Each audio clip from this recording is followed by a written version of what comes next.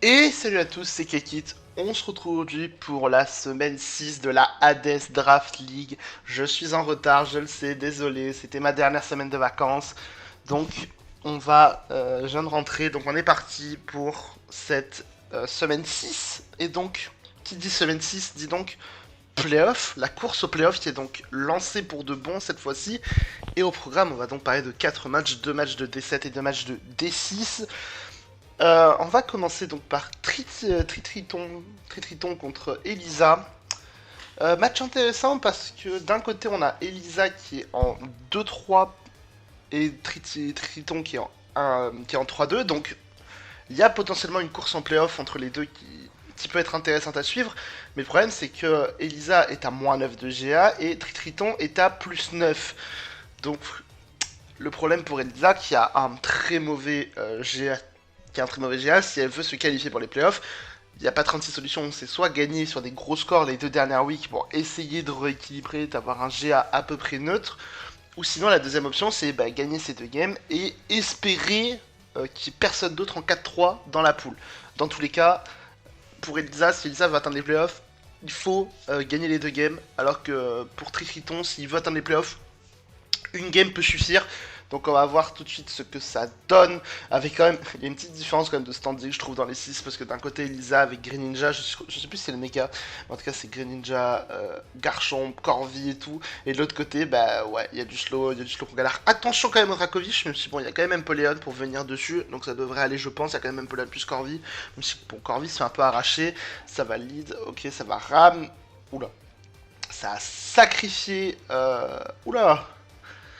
Waouh! Oh, ça a ramené le faisant pour switch, pour activer les check buttons. Alors, ok, très bien, mais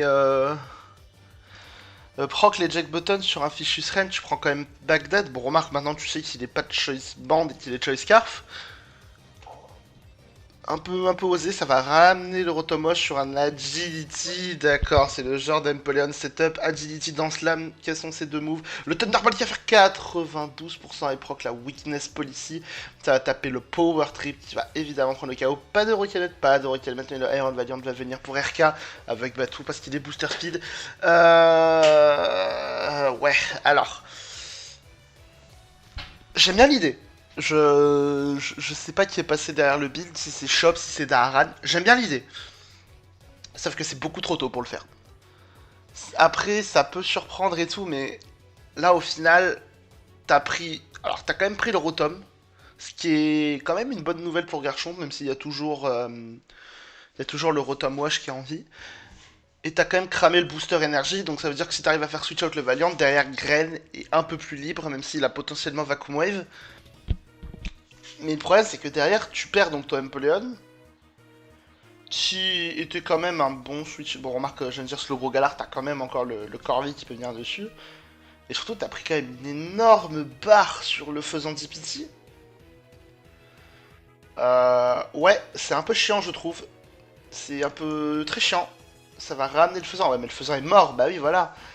Ouais, donc, ok, t'as pris le Rotom, t'as cramé le booster speed, mais derrière, tu prends deux Poké gratos. Et là, bah ouais, Elisa, t'es un peu dans la merde. Pourquoi ça que ce faisant?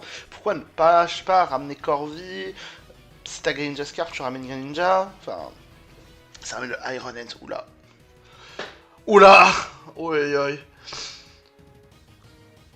Ça va double sur Corvi, ça a voulu menacer. Oh, ouais, en fait, Elisa, je crois qu'il y a eu un.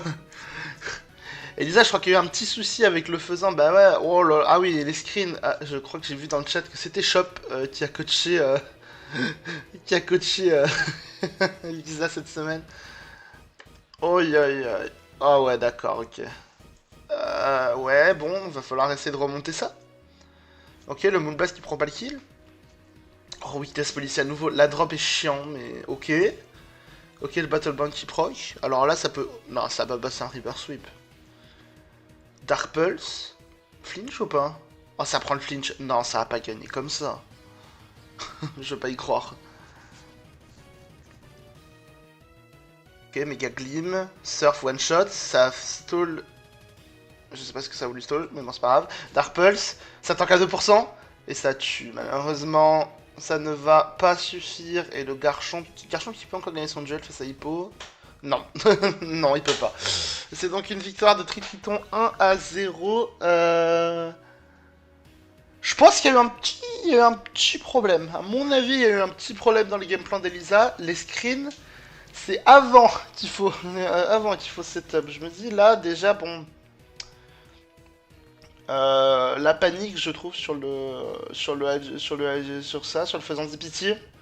Il y a un petit peu la panique en fait. Alors je sais pas, est-ce que Elisa et Shop avaient travaillé un game plan précis, genre tu lead Garchomp pour poser ta entry hazard. Je sais pas, je vais être honnête.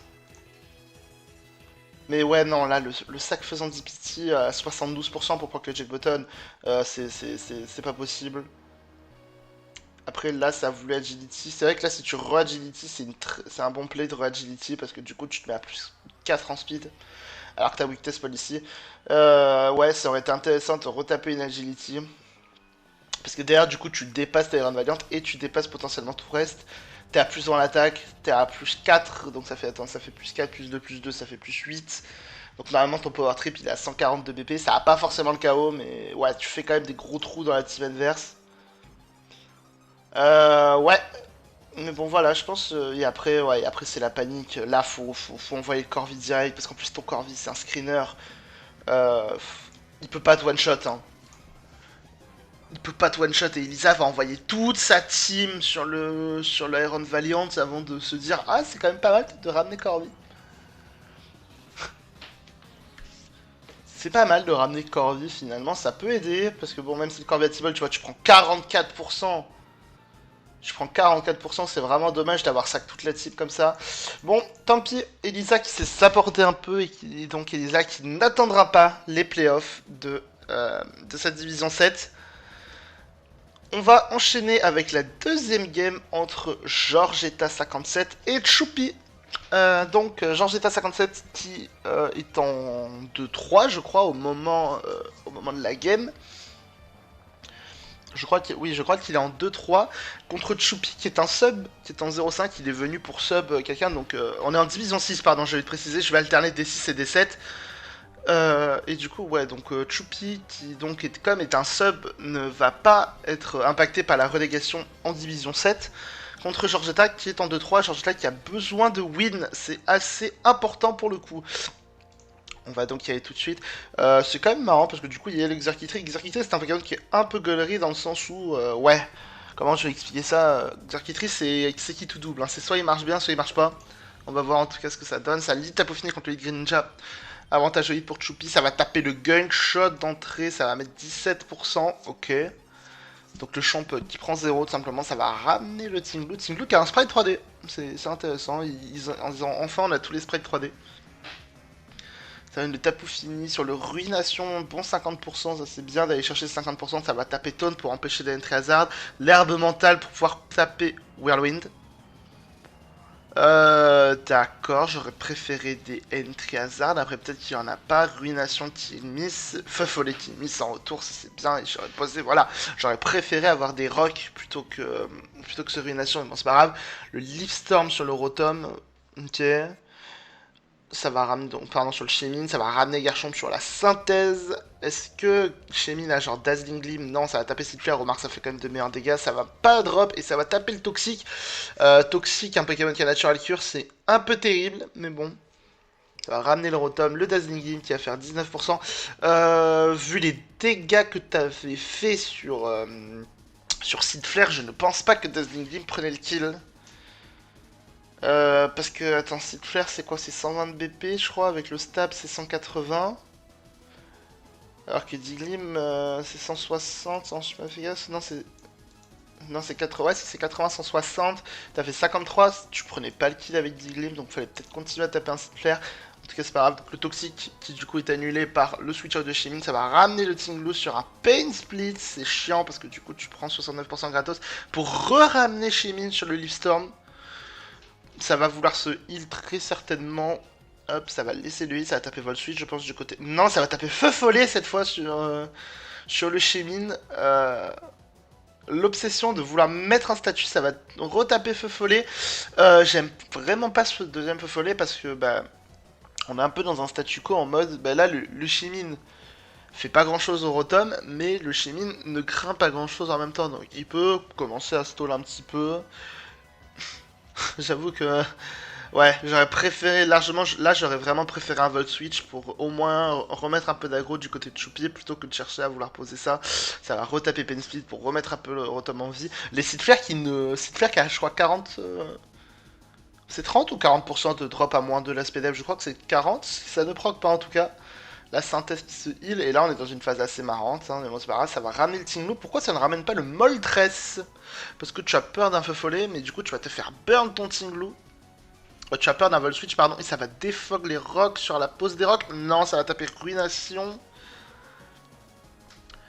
Ouais, là pour l'instant, on est sur une phase de la game qui est un peu statu quo dans le sens où bah, il se passe pas grand chose et les deux ne font pas encore les plays pour faire avancer la game. Ah, Shorchita va faire le play pour avancer la game. Ça va ramener le Iron Valiant. La question c'est quel est le set de ce Iron Valiant? Ça va taper Moonblast. Waouh, ok. Peut-être un Specs, je sais pas. Ça va en tout cas ramener le Rotom sur le Valiant et le Valiant se part. J'ose imaginer que c'est parce que Georgetta n'avait pas le chaos sur le avec Moonblast, parce que je pense, je le suspecte d'être Specs Valiant, mais j'imagine qu'il n'avait pas le chaos sur Rotom, c'est pour ça qu'il s'est barré. En tout cas, on est reparti pour une phase intéressante. Non, ça va ramener le Tinglu tout de suite sur le feu follet. On s'éclate en tout cas pour l'instant dans cette game. Le Rotom, bah en fait Rotom le problème. Oh le crit, oh le crit qui fait pas trop plaisir. T'aurais pu poser des rocks, le crit il fait un peu chier. Et donc voilà, alors le fameux Moltres pour double sur Shaymin. Bon, moi ça lure le tapou fini, donc pourquoi pas, mais ouais. Du coup, ça va retourner sur le Rotom. Oh, oh le match est chiant. Ah, drop de SPDF quand même, ça existe.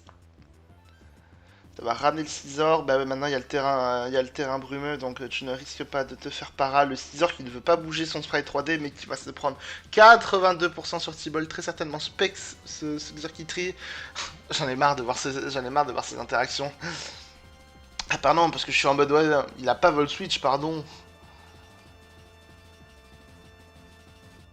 On va accélérer un petit peu quand il y a Rotom sur le terrain, parce que là on s'emmerde. Voilà, Georgetta maintenant qui sait, en tout cas qui peut ramener son Moltres assez gratuitement. Ça va ramener le Garchomp sur un vent violent qui va miss. Oh c'est chiant. C'est chiant parce que derrière tu peux pas rester sur le terrain. Ça va poser les rocks du côté de Choupi. Ça va double sur le grain côté Granger en anticipant le Rotom. Ok, ça c'est un bon double parce que derrière maintenant ça va taper demi-tour. Et ça va faire crit de 85%, mais ça va taper demi-tour. Aïe aïe aïe aïe aïe aïe aïe aïe. Je pense qu'il y avait un gunshot qui pouvait partir. Hein. Bon, remarque, au pire, ça va taper Leafstorm, donc ça va. J'aime vraiment pas ce Leafstorm. Je vais être honnête, je n'aime vraiment pas le Leafstorm. Parce que, bah, on t'a révélé gunshot. Voilà quoi, genre, je veux dire, on t'a révélé gunshot, donc Gren il passe de type poison, tu le tues pas. Je pense qu'au départ, le plan c'était de sac le Rotom. Ouais, j'aime pas trop ce Leafstorm en tout cas, mais bon, c'est dommage. Je trouve que là, Georgetta, pour moi, Georgetta avait un spot pour retaper un gunshot. Parce qu'en plus, le Garchomp est un peu weak-end, donc tu vas de nouveau l'affaiblir un peu. Surtout qu'en plus, tu sais que le Garchomp, bah, sa recovery, ça va être les leftos, donc le temps qu'il puisse se remettre bien en vie, il faut quand même quelques tours. Ouais. Après, bon, le Leafstorm. Alors, non, pardon, le Leafstorm, je pense que c'était pour bloquer l'arrivée de Valiant, mais ouais. Tiens, donc, le Leafstorm qui va faire 0 dégâts. Mais j'aime pas ce demi-tour, j'aurais préféré un gunshot. Lance-flamme, ok. Xurkitree qui arrive, Xurkitree qui est évidemment Specs, et c'est donc le Shaymin qui va venir prendre le Volt Switch. 32%, ça fait quand même assez mal, ça va ramener Dracolt. Ok. Là, il faut gérer Dazzling Gleam pour péter le multiscale, ça va poser une Dragon Dance. Oh là. Ok, c'est Mega Zenite. Deuxième Dragon Dance qui est posé. Il va taper Dual Wing Beat, ça va faire 37, ça va se faire burn. Et 20, du coup, ça va tanker, mais ça va remis ce vent violent. Il faut taper rouge, je pense. Je pense qu'il faut taper rouge sur ce tour, Georgetta. Il ne faut pas taper Hurricane. Ok, ça va ramener le Scizor pour essayer de le weekend avec un Bullet Punch. Le Fire Punch qui va venir prendre le kill, ok. Hop. En tout cas, et le Grain qui va arriver, se prendre le Dual Wing Beat et qui va mourir. Il va pas se faire sweep par le Deny qui est burn, hein, mais je crois bien que si, hein, il va se faire sweep. Hein. Jolwing Beat qui va prendre le kill, et Valiant qui va très certainement mourir. S'il meurt pas, c'est un peu gueuleux. Oh le miss. Oh le miss sur le Valiant. Non, Tapustini devrait quand même tanker un Moonblast et derrière va tuer avec son propre Moonblast. Ça va ramener Garchomp. Attendez, attendez. Ça a vraiment juste avec Garchomp pour le kiff. D'accord. Pourquoi ça a voulu switch out? C'est juste pour checker le move. Ouah. Bah en fait, je vois pas pourquoi il voudrait checker le move dans le sens où il y a quoi potentiellement comme move? Il y a T-Bolt, mais tu peux pas te lock sur T-Bolt. Ouais, bon, en tout cas, ça passe donc pour Choupi sur un poil de cul. Mais ça passe, en tout cas, c'est donc une victoire de Choupi. Choupi qui prend sa première win dans le tournoi et Georgetta qui donc va être éliminé. On passe à la game suivante entre Vita 211 et Boggy. Je m'en souviens plus de l'état du classement à ce moment-là de la game. Normalement, ouais, Boggy qui était tout en bas du classement et Vita 211 qui était en haut. Je crois que c'est un 1-5 contre un... C'est un 1-5 ou un 1-4 contre un 4-0 ou 5-0. 4-1 ou 5-0. En tout cas, voilà. Donc, Boggy est en bas du classement, Vita est en haut du classement. Vita devrait être qualifié. Boggy est éliminé. Donc, c'est un match, on va pas dire un match pour le fun, mais voilà, c'est un match un peu plus chill parce que les deux là, c'est vraiment juste on joue pour jouer. Le Screamtail qui veut pas apparaître contre le lead Annihilate, ça va ramener le Tinkaton sur la pose des screens. Donc le Screamtail est un Screamtail screener, ça va poser les rocks, ça ramène le Iron Threads. Sur la cage éclair, j'aime pas trop cette cage éclair, j'aurais préféré genre un brick break ou quoi. Ça va venir poser les rocks sur le Insert Charizard et donc le Deny qui arrive. Ok, le Deny qui est posé, il est sous screen, il est bien, il perd juste sa multiscale. Ça va ramener le Tinkaton sur une Dragon Dance très certainement. Le Tinkaton qui est ballon, j'avais oublié de le préciser, du coup, donc ça a bien posé la Dragon Dance, ça a Ice Hammer, le Fire Punch qui va venir prendre le kill en plus avec la Sun, le Walking Way qui va venir RK avec DM. Est-ce qu'il a le kill avec DM? Je pense quand même qu'il a le kill, même sous light screen. Ça a tapé le Dracometer 31%, il avait largement le kill. Il avait largement le kill, ça va ramener les Zardigrek sur knock-off, donc ça va te permettre de tanker et mourir dans la foulée. C'était Zardigrek, merci. En tout cas, ça va ramener le Annihilate. Ça va taper sabotage, ça va enlever les leftos, ça va taper un bulk up. Pourquoi pas, ça peut être intéressant. Surtout comme le Screamtail et les screeners. Le Red Swiss qui devrait prendre le KO. Non, ça prend pas le KO à 2 petits pourcents et ça va pouvoir quand même poser un reflect. Ça va énormément contribuer à tanker le gros Lemalola qui arrive. Quand même, là, le Drain Punch qui fait 0 dégâts. Il va faire quoi? Il va faire explosion de type électrique pour le mettre à 26%. Derrière, ça va venir RK avec Bundle. Non, ça va venir RK avec Iron 13. Iron 13 qui donc ne prend pas le kill. Et c'est donc Drain Punch qui part. Ça va permettre de soigner un petit peu. Bon, ça va quand même tuer avec The Earthquake. En tout cas, et ça va ramener le Walking Wake. Le Walking Wake qui, ok, se ramène à Icy Knight. Ça va flip turn. Pour l'instant, ouais, pour l'instant, Boggy qui a raté un peu sa phase de setup. Ça va taper Ice Punch à Dragon Dance, ça va tanker. Et derrière le Extreme Test qui va faire 38%. Donc c'est le Pidgeab qui va venir prendre le kill, ok. Est-ce que Okidogi peut le faire? Non, parce qu'on va laisser mourir Okidogi. Parce que là, le Wake il doit être Scarf très certainement. Hein, voilà, ça va taper Hydro Steam, ça va venir prendre le kill. Le Wake doit être Scarf et le Yu-Yu, je sais pas du tout ce qu'il peut être pour le garder comme ça en vie. Double Scarf potentiellement? Hydro Steam, ça fait 0 et Freeze qui va venir prendre le kill.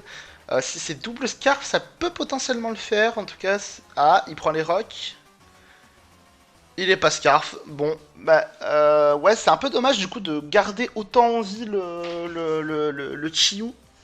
Sachant que tu n'es pas Scarf avec Chiyu, c'est un petit peu dommage. Bon, après, là, la game était plutôt chill. De toute façon, c'était une game un peu plus tranquille pour le coup. Il y a une phase où ça a posé ses screens pour derrière vouloir faire son setup avec D-Knight. Ça, c'est une chose quand même que je vois assez régulièrement. Enfin, qu'on voit assez régulièrement de manière générale dans la commune. C'est que souvent, ben. En fait, les plans de jeu, quand je vais vous dire ça comme ça, en fait, les plans de jeu de l'adversaire, les gens, alors soit les voient pas forcément venir, les plans de jeu, les intentions de jeu de l'adversaire, soit les gens ont tendance à les laisser un peu trop faire. Là, par exemple, tu vois, genre, t'as ta pose des rocks, t'as ta pose des screens, Bah ouais, la réponse à Denied c'est Tinkaton ballon, mais le problème c'est avant, genre pour moi fallait essayer de l'entraver, je me pose la question, est-ce que le lead Annihilate était le bon lead? Alors que tu sais que le Screamtail c'est le lead le plus probable, le Screamtail est un lead probable, je pense qu'il faut dès le début penser à comment je vais faire mon lead, si ça lead Screamtail pour poser les ranks ou quoi. Il faut un truc pour poser, il faut un truc pour vraiment menacer au lead quoi. Là ça ramène Annihilate pour partir directement. Bah du coup c'est un tour de perdu et c'est un tour qui permet donc à Vita de commencer à poser son screen. Surtout qu'en plus derrière tu vas poser des rocks donc tu laisses la pose d'un deuxième screen. Ouais. Là en fait dès le début en fait le problème c'est ça, c'est que dès le début Body laisse trop d'espace, enfin laisse trop d'espace, laisse trop d'opportunités à Vita de faire ce qu'il veut. Et donc forcément c'est assez problématique en fait parce que bah ouais derrière il a juste à dérouler donc après c'est de la enfin c'est de la D7 pour le coup donc je m'attends pas non plus à ce que ça joue comme de la D comme de la D2 comme de la D1 mais ouais ça fait partie des points qu'il faut parfois faire un peu attention. Enfin ça en fait déjà ça doit se voir dès le build, enfin dès le build, dès la preview des drafts. Je dis pas forcément que vous devez identifier exactement le game plan de l'adversaire, mais en fait, essayez de préparer des leads qui sont. Essayez de. Votre game, en fait, c'est pas juste un build, c'est un game plan, c'est un lead aussi qui doit être défini. Normalement, votre lead, quand vous lancez la game, vous devez avoir votre plan de ce que vous devez faire en lead. Quel est votre objectif? Là, dans le cas de, par exemple, de Vita, le plan était clair. C'était je lead Screamtail, je pose mes screens, et ensuite, je vois soit je ramène Iron Threads pour poser les rocks, soit je commence directement à faire un setup agressif d'entrée, tu profites tant que t'as les screens. Et le problème, c'est que Boggy, bah ouais, le lead Annihilate pour partir, pour derrière, je le comprends pas ce lead.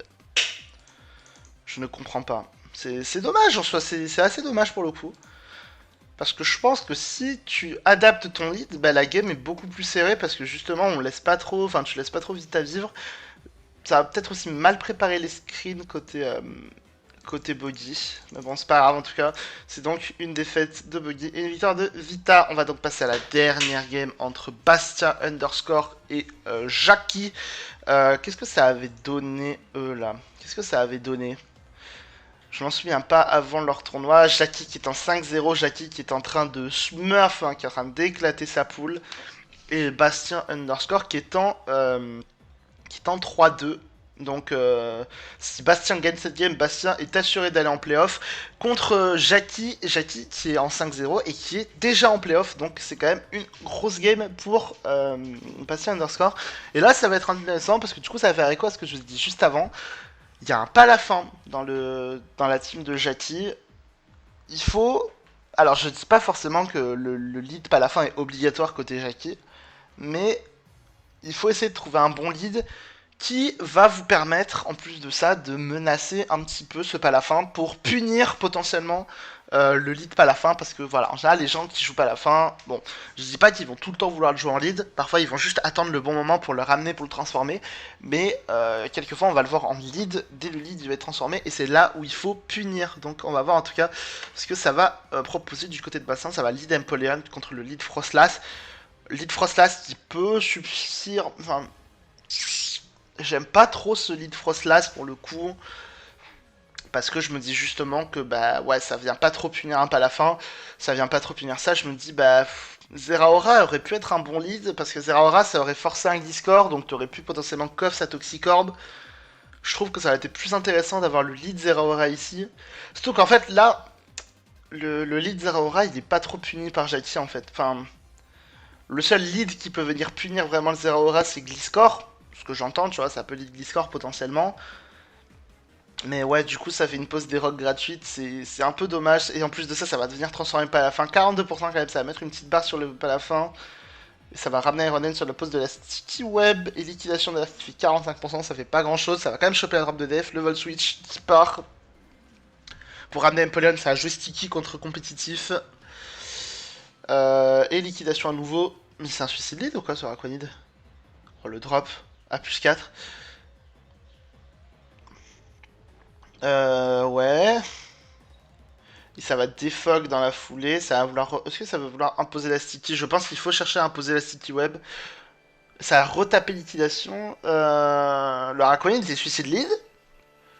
Bah, du coup, si le Araquanid t'es suicide lead, pourquoi juste ne pas lead Araquanid? Après, peut-être parce que tu veux pas. Parce que tu punis pas le lead pas la fin, mais. Dans le pire des cas, si ça lead pas la fin contre Araquanid, bah t'as une sticky gratuite. Et ouais, ça va ramener ces styles-là auto-automate. Et je pense aussi qu'il fallait insister sur la pose de la. Enfin, si le Araquanid est vraiment là juste pour poser la sticky, faire des trous, fallait insister et poser la sticky web. Dans ce cas, parce que si tu imposes la sticky web, tu forces soit le Empoleon à défog en boucle, soit bah, justement, au moins pour potentiellement Rory Moon, et pour le Delphox, tu pourras bah, l'empêcher de. Tu pourras l'empêcher de te faire mal. Après, la question aussi que je me pose, c'est est-ce que Sticky Web était vraiment rentable dans le match-up? Parce que je regarde. Parce que Gliscor, Gliscor ne prend pas la Sticky Web, Ironen s'en fout de prendre la Sticky Web, Empoleon c'est un peu chiant mais tactique quand même compétitif, Rorimund s'il a les boots c'est chiant, et Delphox une fois qu'il a méga, bah il prend plus la Sticky Web. Donc est-ce que c'était vraiment le bon plan de ramener Sticky à la base? Je sais pas, mais en tout cas ça va taper liquidation et derrière ça va venir prendre le kill avec Crunch, pas de sabotage du côté de Jackie. Ça ramène ces styles là sur le Iron Hands, ok, Atomize. Ça tente en setup agressif, mais le problème c'est que Iron Hands il est pas du tout low. Mais Torbeam ça va être tanké ça. Ouais, ça fait 0, ouais. Et Drain Punch. Ah, il a pas Donner Punch. Donc le Drain Punch. Ok, derrière Slash qui fait 26%. Il est à Sauvest. Hein. Il est à Sauvest. J'aime pas les. J'en ai déjà parlé que j'aime pas les sets à Sauvest. Je préfère les sets Lefto que les sets à Sauvest. Mais bon, c'est passé. Oh, le flinch. Oh. Et le flinch qui va proc au meilleur moment. Le Beast Boost en attaque spé. Le Palafin Hero qui arrive juste pour taper un Gen Punch pour venir RK. Voilà, ça va juste le laisser mourir. Ça ramène ensuite le Frostlass. Ok, Empoleon, ça méga Evo, ça va taper Shadow Ball, ça va taper Trailblaze sur le Frostlass méga. C'est intéressant quand même comme petite option, le T-Ball qui va venir prendre le kill. Je fais pas mal, en vrai, je fais pas mal comme option, Frostlass méga Trailblaze, je savais pas que ça la prenait. Ça tank la Shadow Ball, Delphox? Ça a pas Shadow Ball? Oh non! Oh non! Oh, faut taper Shadow Ball! Bon, après, Shadow Ball aurait été tanké vu les dégâts de T-Bolt, mais quand même! Zeraora qui arrive, qui vient RK, ça va taper Koff, hein, j'espère. Bulk up, j'aime pas ce bulk up. Je n'aime vraiment pas ce bulk up parce que Zeraora ne fait par nature rien à Gliscor. Ça va reposer un deuxième bulk up. Qu'est-ce qu'il a? Il a acrobatie. Sabotage 35, ouais, voilà. Tu lui fais 0 dégâts, ça va quand même taper un taunt. Pour éviter que ça pose trop de bulk up, ça va Oh, il a que Koff pour passer. Oi, oi, oi. Oh, le drame. Et derrière, tu perds ta shell gratuitement. Oi, oi, oi. Ok, ça va, c'est un rousse qui est tapé. Ça va taper demi-tour. Là, pour moi, je pense qu'il faut taper spin. Faut taper spin. Ah, ça pose les rocks. Aïe, aïe, aïe. Ça va taper le spin dans la feuille. Attends, rock plus spin, c'est quoi ce set? Oh, yo, yo, qu'est-ce qui se passe? Bah ouais, mais du coup, maintenant, il n'y a pas la fin qui va venir te RK. Oh, et en plus de ça, ça tue même pas. Oh, la déception. La déception, le Zeraora qui va venir RK, ça va taper Drain Punch, mais dans tous les cas, le Gliscor ne passe pas. Ouais, c'est un peu dommage du côté de Bastien, je trouve. Oh, Rorimund qui est Scarf pour venir clean cette game. Ouais, c'est un peu... Elle est un peu dommage la game côté Bastien, je trouve. Je trouve que la game, elle est un peu trop gentille. Il y a pas énormément de choses pour moi. Alors, je vais pas dire qu'ils font sens. Le problème, c'est que j'ai du mal à avoir une cohérence dans le build. En fait, c'est ça le souci. Déjà, le Terrapagos qui compresse les rôles avec PDR plus spin, c'est un peu... J'aime pas trop, j'aurais préféré peut-être soit des Calm Mind, soit bah, justement Rapid Spin. Surtout qu'en plus, Rapid Spin, tu dépasses pas Delphox, alors que c'est 95 de speed Terrapagos. 95, 90, non c'est 90. Si, tu peux largement le dépasser, je crois, 295 sur 1.5. Oui, tu peux le dépasser. C'est dommage du coup avec un spin de pas dépasser le Delphox méga. Mais ouais, c'est un peu... Ouais. C'est un peu dommage, je trouve, du côté de Bastien. Mais bon, voilà, en tout cas, c'est donc une victoire de Jackie. Jackie qui mérite totalement sa victoire. Et on va pouvoir donc s'arrêter là pour cette semaine 6 de la HDL. On se retrouvera donc pour la semaine prochaine pour la semaine 7. Vu comment les games, je les fais quand même assez rapidement. Peut-être qu'on fera les 8 games si jamais je suis un malade. On verra si je fais les 8 games. Autant je... Enfin, 8 games en D7, hein, je ferai peut-être 8 games, on verra. Je ferai pas toutes les games de D7 et D6, parce qu'il y en a beaucoup. Mais on verra, ou autant il y aura des activités à droite à gauche, donc ça m'enlèvera des games, et au moins je pourrais faire un petit speedrun. En tout cas, si la vidéo vous a plu, comme d'hab, commentez, abonnez-vous, et on se retrouvera donc la semaine prochaine pour la semaine 7, la course au playoff. C'était Kaikit, ciao tout le monde.